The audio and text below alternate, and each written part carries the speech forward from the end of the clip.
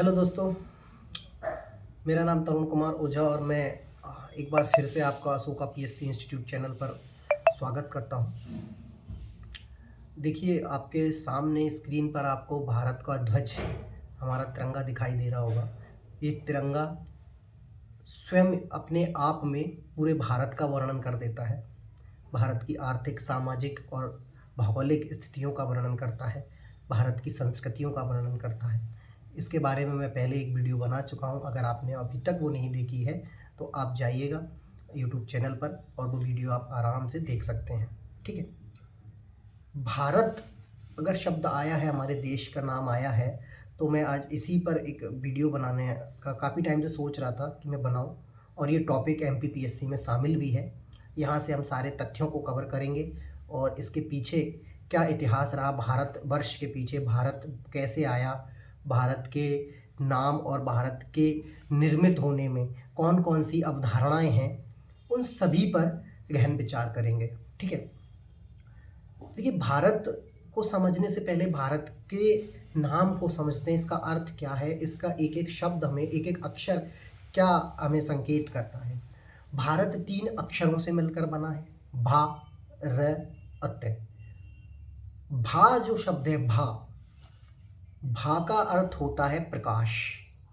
भा का अर्थ क्या है? प्रकाश या दीप्ति। दीप्ति मतलब प्रकाश। रथ, अब रथ में रे का जो होगा, रे शब्द रथ, उसका मतलब होगा रथ का लीन। भा का मतलब क्या हो गया? प्रकाश। रथ शब्द का मतलब क्या हो गया? लीन या संलग्न होना। रथ शब्द का रे और ते यानी कि लीन रहना या संलग्न रहना। और वर्ष का मतलब आप समझिए जगह से या क्षेत्र से या किसी स्थान से। अब हम तीनों शब्दों का अगर अर्थ को मिलाएं तो क्या अर्थ निकल के आएगा? भा का अर्थ क्या था? प्रकाश। रथ का अर्थ क्या था? रथ संलग्न रहना या लीन रहना। और वर्ष का मतलब जगह, स्थान, क्षेत्र, कुछ भी आप समझ सकते हैं। यानी कि वह क्षेत्र जो सदैव क्या रहता है? लीन रहना, यानी सदैव प्रकाश में रहता है। वह स्थान जो प्रकाश में रहता है। ये भारत शब्द, भारतवर्ष का अर्थ हुआ। यानी कि एक ऐसा स्थान जो, भा का मतलब प्रकाश और रथ मतलब लीन, ऐसा स्थान जो प्रकाश में रहता है, भारतवर्ष का अर्थ आप लोग याद रखिएगा। अब भारत का नामकरण पे हम आगे बढ़ते हैं कि भारत का जो नामकरण हुआ, कि इसका नाम भारत ही क्यों रखा, इस द्वीप का, इस जगह का जो प्रकाश में है, भारत से ही प्रकाश में है, तो ये इसका नाम भारत कैसे पड़ा, क्या साक्ष्य हैं, क्या अवधारणाएं हैं और क्या इसके पीछे कथाएं हैं या किन ग्रंथों में।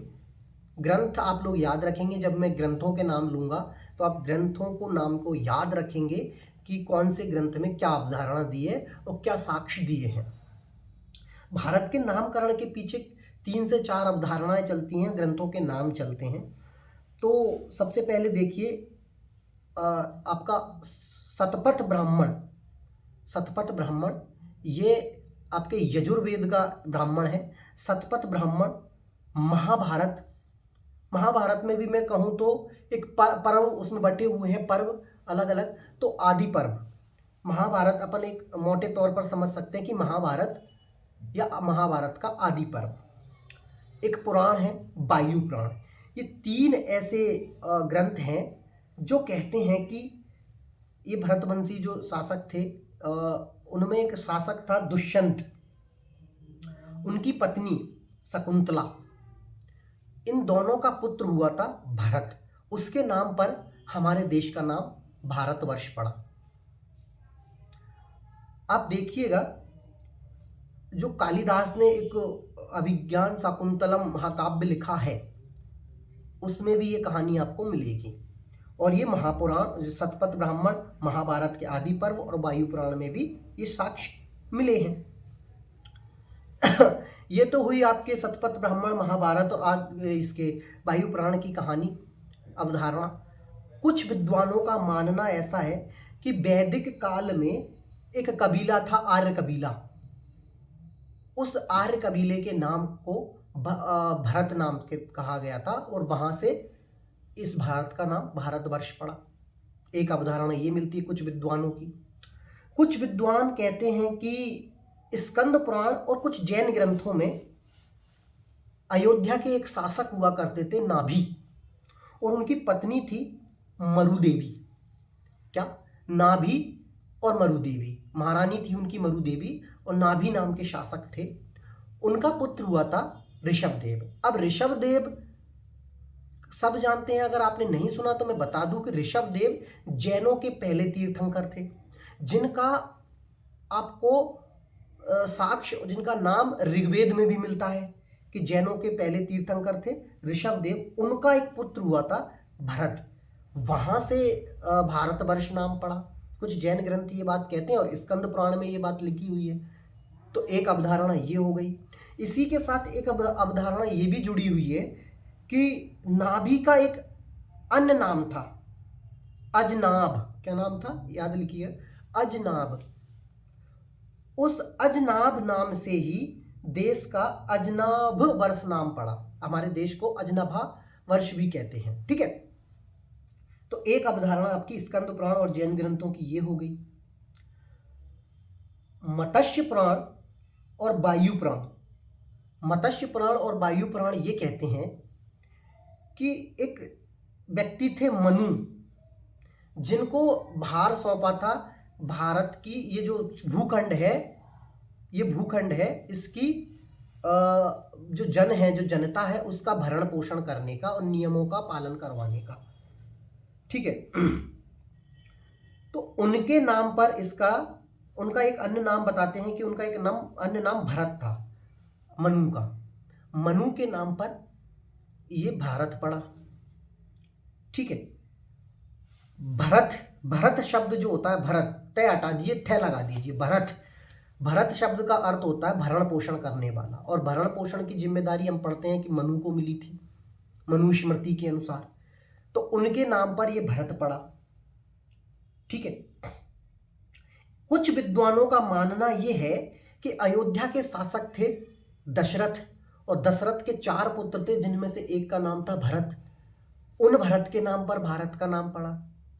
दोस्तों, ऐसी कई अवधारणाएं कई ग्रंथों में मिल जाती हैं, लेकिन हमारे यहाँ सर्वाधिक प्रचलित है कि जो दुष्यंत शासक थे उनकी पत्नी थी शकुंतला, उनका पुत्र भरत के नाम पर भारतवर्ष पड़ा। मैं जब छोटी कक्षाओं में पढ़ता था तब भी मैंने एक कहानी पढ़ी थी निडर भरत, वो भी इन्हीं के बारे में थी। तो सर्वमान्य मत माना जाता है कि दुष्यंत शासक और शकुंतला देवी के जो पुत्र थे उनके नाम पर हमारे देश का नाम भारतवर्ष पड़ा। तो आप कोई भी अवधारणा को पकड़ के ना बैठिएगा, ये अभी भी एक खोज का विषय है, या कहें कि आगे इसमें अन्वेषण होना चाहिए, लेकिन सर्वमान्य मत में बता देता हूं कि ये दुष्यंत और शकुंतला के पुत्र पर भारतवर्ष का नाम पड़ा। भारत के प्राचीन नाम देखो, भारत को कई नामों से जाना जाता है। आर्यवर्त, क्योंकि आर्य यहाँ रहते थे वैदिक काल में, आर्यवर्त भी इसको कहते हैं। देव निर्मित देश भी इसको कहते हैं, क्योंकि कहते हैं कि देवताओं ने इसको बनाया था, देव निर्मित देश इसको कहा गया है। समझिएगा बात को। इसके अलावा हम इसको इंडिया कहते हैं, भारतवर्ष कहते हैं, हिंदुस्तान कहते हैं। अब ये साक्ष्य कहाँ कहाँ पर मिले कि कौन सा नाम किस पुराण में मिला है, वो हम आगे देखते हैं। ठीक है, क्योंकि प्राचीन ग्रंथों में आर्यों का जब निवास स्थान था उसको आर्यावर्त कहा था, इसीलिए इस देश का नाम क्या पड़ गया? इस देश का नाम पड़ गया आपका आर्यावर्त। ठीक है, आगे आप समझिए कि कुंभा एक नदी है, कुंभा जो अफगानिस्तान वाले उस क्षेत्र में बहती है, और गंगा नदी तक का जो क्षेत्र है, कुंभा से लेकर के गंगा नदी तक का जो क्षेत्र है, ये बात आपको महाभारत में मिलेगी। महाभारत ये कहता है कि कुंभा नदी से लेकर के और गंगा तक का जो क्षेत्र था उसको आर्यावर्त कहा गया। और महाभारत की ये बात वास्तव में सच है कि जब महाभारत हुआ था तब हम देखते हैं कि मामा शकुनी कहाँ के थे? गांधार के, यानी कि अफगानिस्तान तक ये फैला हुआ था। ठीक है, मनुस्मृति कहती है कि समुद्र के पूर्वी तट से लेकर के पश्चिमी तट तक, उत्तर में हिमालय से लेकर के दक्षिण में विंध्याचल तक का जो क्षेत्र है वो आर्यावर्त है। समझिए, ज्योग्राफी के हिसाब से इसको समझने का आप प्रयास कीजिएगा कि उत्तर में हमारे हिमालय है, दक्षिण में हमारे मध्य प्रदेश से होकर के भी वो निकलता है विंध्याचल पर्वत, और पूर्वी तट समुद्र का अरब सागर वाली क्षेत्र की पूरी बात शाखा हो गई, और इधर पश्चिमी तट पे आपका अरब सागर हो गया, और इधर बंगाल की खाड़ी जो कि हिंद महासागर की ये शाखाएं हैं। इस क्षेत्र को आर्यावर्त मनुस्मृति कहती है। ठीक है, तो जो बीच का क्षेत्र था उसको आर्यावर्त मनुस्मृति में कहा गया है। आगे पतंजलि कहते हैं कि गंगा और यमुना का जो क्षेत्र है वो भी इसी क्षेत्र को बताते हैं कि ये आर्यावर्त है। तो इस तरह से कुछ पुराणों में और कुछ स्मृतियों में और कुछ विद्वानों के द्वारा जो आपको ये ज्योग्राफी मैंने बताई, उस क्षेत्र को आर्यावर्त कहा गया। और आप ध्यान से देखेंगे तो महाभारत और रामायण जो हमारे सबसे बड़े महाकाव्य है, उनकी जो घटनाएं घटी सारी वो इसी क्षेत्र में घटी। अयोध्या पूरा इस क्षेत्र में आ गया, महाभारत यानी कि हस्तिनापुर यहाँ पर आ गया, कुरुक्षेत्र आ गया, समझ रहे हैं, चित्रकूट आ गया जहाँ पर भगवान श्री राम ने अपना वनवास के समय को बिताया। तो आर्यावर्त इस तरह से आर्यावर्त कहा जाता है। पाणिनि एक व्यक्ति थे जिन्होंने एक किताब लिखी थी अष्टाध्यायी। पाणिनि की जो किताब है अष्टाध्यायी, ये काफ़ी इंपॉर्टेंट है आपके एमपीपीएससी के लिए। प्री में भी ये पूछी जाती है कि अष्टाध्यायी के लेखक कौन है, तो आप याद रखिएगा पाणिनि की किताब है। उसमें एक प्रदेश के रूप में भारत को व्याख्यात किया गया है। ठीक है, एक प्रदेश है भारत, ऐसे व्याख्या किया गया है। भारतवर्ष शब्द का सर्वप्रथम उल्लेख खारवेल का जो हाथी गुम्फा अभिलेख है वहां पर मिलता है। कहां पर? खारवेल के जो शासक हैं उड़ीसा से, आप समझिएगा, हाथी गुम्फा अभिलेख, वहां पर भारतवर्ष का उल्लेख मिलता है। तो आपसे प्रश्न भी पूछा जाता है कि भारतवर्ष का सर्वप्रथम किस अभिलेख में उल्लेख मिलता है, तो भारतवर्ष का खारवेल का हाथी गुम्फा अभिलेख। दोस्तों, विष्णु पुराण एक पुराण है, विष्णु पुराण। विष्णु पुराण में समुद्र के उत्तर में, यानी कि समुद्र आ गया, समुद्र के उत्तर में हिमालय, समुद्र के उत्तर में हिमालय और दक्षिण का जो समुद्र का और हिमालय के बीच का जो क्षेत्र है, कल्पित क्षेत्र, यानी कि हिंद महासागर भारत का जो अंतिम बिंदु है, और हिमालय, वहां का जो कल्पित क्षेत्र है वो भारत है, ऐसा दिखाया गया है, ऐसा लिखा है। ठीक है, और वहां के क्षेत्रों में जो संतानें हैं उनको भारतीय कहा गया है। ठीक है, तो आप देखिए जो आप देखोगे विष्णु पुराण पहले एक सीरियल भी आता था, उस सीरियल में ये चीज पूरी दिखाई गई है। समुद्र का भी वहाँ पे आपको उल्लेख चित्रण किया गया है, और हिमालय के बारे में भी वहाँ पर बताया गया है। ठीक है, तो वहाँ के जो द्वीप है, वो जगह है, उसको आप क्या कहेंगे? वहाँ की जो जनता है उसको भारतीय कहा है। सोमदेव सूरी ने एक पुस्तक लिखी है नीति वाक्यमृतम। कौन सी? नीति वाक्यमृतम। उसमें भी ये लिखा गया है कि जो भारत के लोग हैं उनको भारतीय कहा है। ठीक है, अब बात करते हैं कि हमको इंडिया नाम किसने दे दिया। प्राचीन काल में जब यूनानी और रोम के जो इटली वाले जो व्यक्ति थे, जो लोग आए, उन्होंने सिंधु नदी को इंडस कहा, और सिंधु के पूर्व में जो जन व्यक्ति थे, जो भूभाग था, उसको इंडिया कहा। क्या कहा? और ऐसे हम इंडियंस कहलाए। सिंधु नदी के पूर्व में जो भी भूभाग था उसको इंडिया कहा, और सिंधु को इंडस कहा। किन्होंने कहा? रोमियो ने कहा। रोम मतलब रोम के जो निवासी थे, और यूनानिया।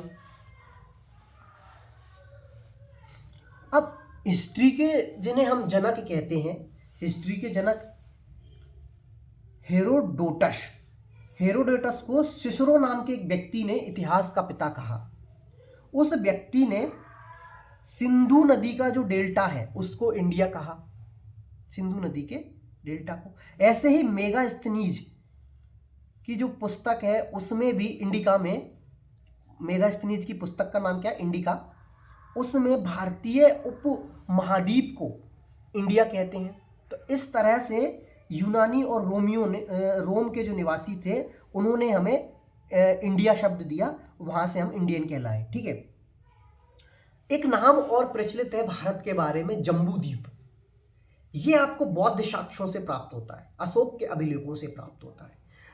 दोस्तों, आप जब मौर्य काल को जब पढ़ने बैठोगे, क्योंकि अशोक सम्राट मौर्य वंश के थे, तो मौर्य वंश की शुरुआत वहां से होती है। चंद्रगुप्त मौर्य जब शासक बनते हैं, नंद वंश के अंतिम शासक धनानंद को वो पराजित करते हैं।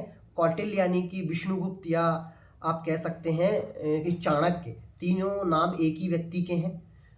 उसकी सहायता से चंद्रगुप्त मौर्य नंद वंश के अंतिम शासक धनानंद को पराजित करते हैं, और उसमें लिखा है कि वो पूरे जम्बूद्वीप को रौंद कर रख देता है चंद्रगुप्त मौर्य।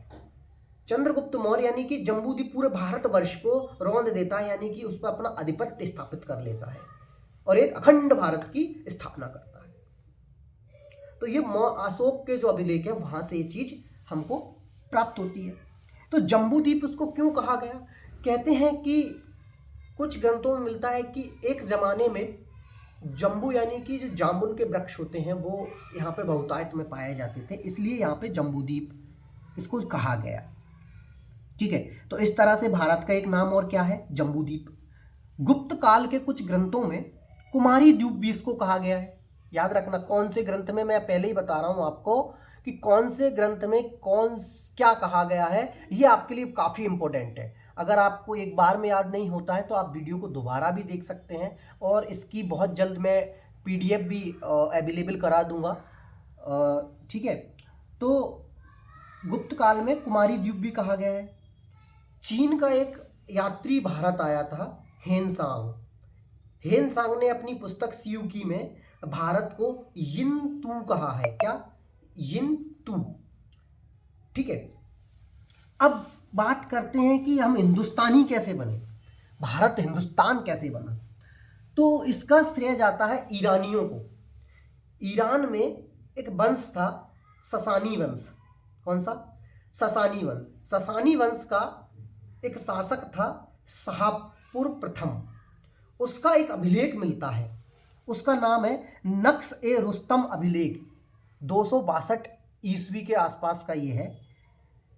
तो उस अभिलेख में भारत को हिंदुस्तान कहा है, यानी कि ईरान के जो व्यक्ति थे, ईरानी जो थे, उन्होंने हमें हिंदू या हिंदुस्तान नाम दिया। ठीक है। और वो सैको है बुलाते थे, याद रखना। तो ऐसे सिंधु और फिर हम हिंदू हुए। ठीक है। इस तरह से हम हिंदुस्तानी कहलाए।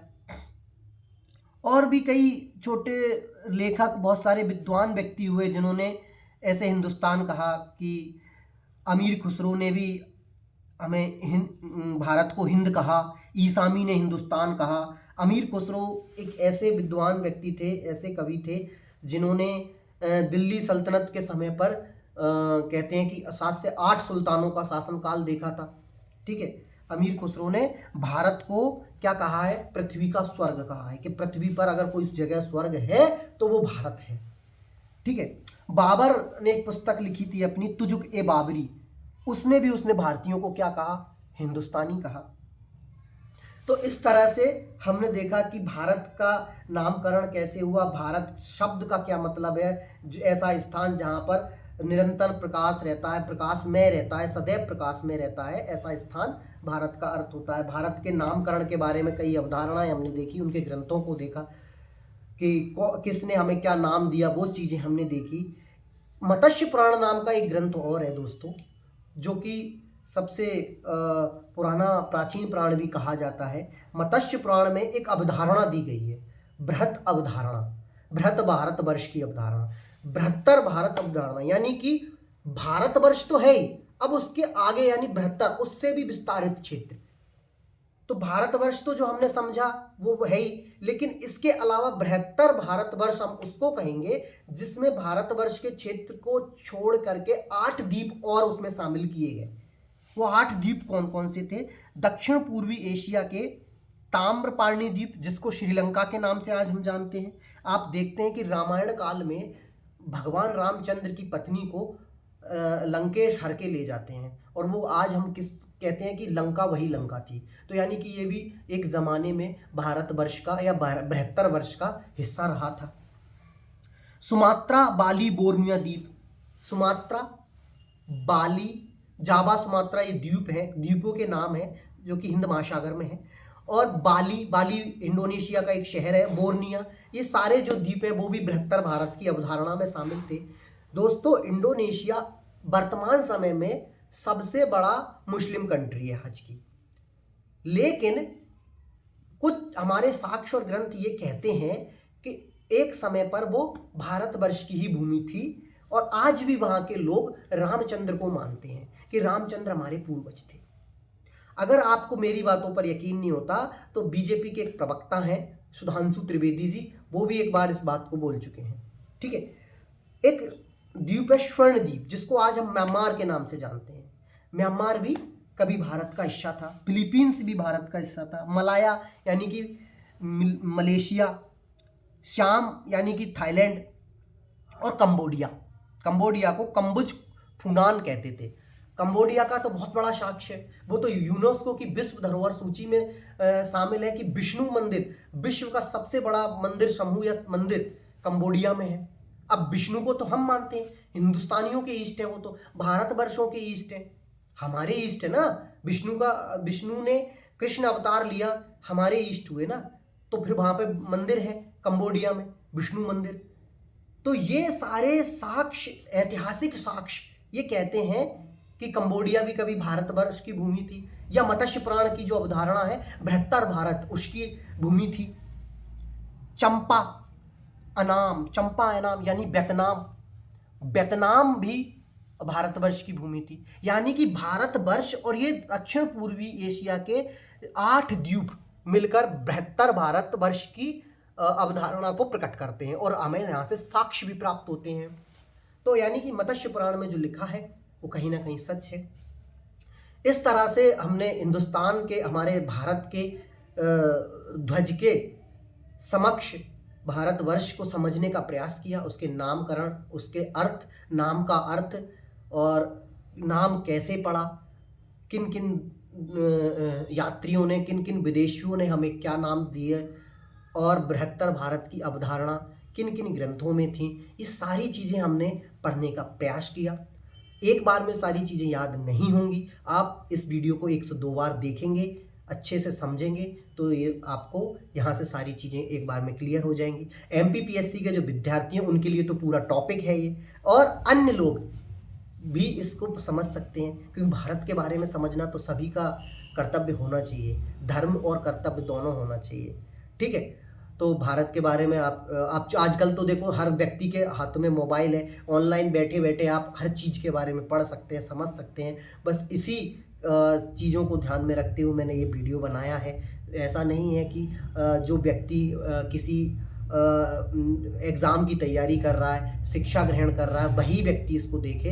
अन्य व्यक्ति भी जिनका शिक्षा से कोई संबंध नहीं है, वो पढ़ना, कृषक हैं या अन्य कामों में लगे हैं, वो भी इस वीडियो का देख करके फ़ायदा उठा सकते हैं। ठीक है, तो इसको पूरा आप देखिएगा, समझिएगा, अपने लोगों के साथ शेयर कीजिएगा, मेरे चैनल को सब्सक्राइब कीजिएगा। तो जय हिंद, जय भारत कह के मैं आप लोगों से तरुण कुमार ओझा विदा लेता हूं। आगे मिलता हूं अन्य किसी और वीडियो में, और मैं अगला वीडियो बहुत अच्छे टॉपिक पर लाने वाला हूं, और मेरे चैनल को आप सब्सक्राइब कीजिएगा। अशोका PSC इंस्टीट्यूट चैनल आपकी जानकारी इसी तरह बढ़ाता रहेगा। आप खुश रहें, खैरियत से रहें, आपका स्वास्थ्य, आपके परिवार का सब ध्यान रखें। धन्यवाद। जय हिंद, जय भारत।